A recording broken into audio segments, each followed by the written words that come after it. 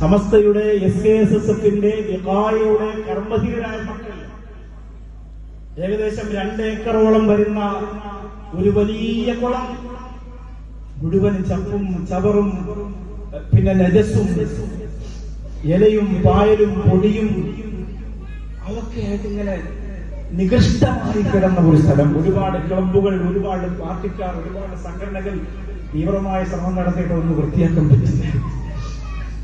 3 മണിക്കൂർ കൊണ്ട് SKSSF-ന്റെ പ്രിയപ്പെട്ട മക്കൾ, വിഖായയുടെ മക്കൾ, നിങ്ങൾക്കിടയിൽ ജീവിക്കുന്ന നിങ്ങളുടെ പ്രിയപ്പെട്ട മക്കൾ അതിലുണ്ടോ എന്ന് എനിക്കറിയില്ല.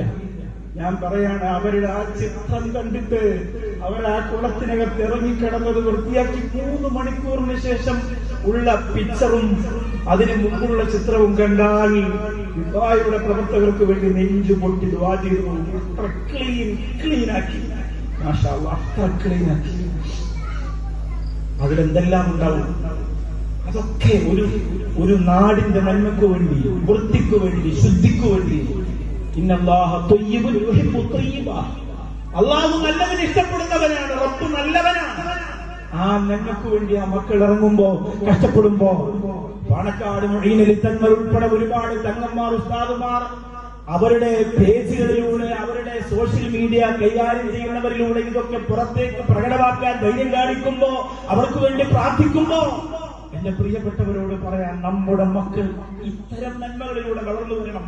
സുന്നത്ത് ജമാഅത്ത് അവരുടെ സ്ഥിരകളിലേക്ക് നമുക്ക് പറഞ്ഞ് വെച്ചു കൊടുക്കാൻ സാധ്യമാകണം.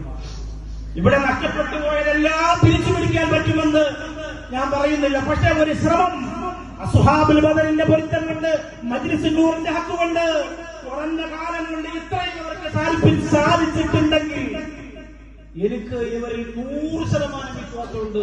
ഇവരെ കൊണ്ട് സാധിക്കും. ഒരു 10 സെന്റ് സ്ഥലം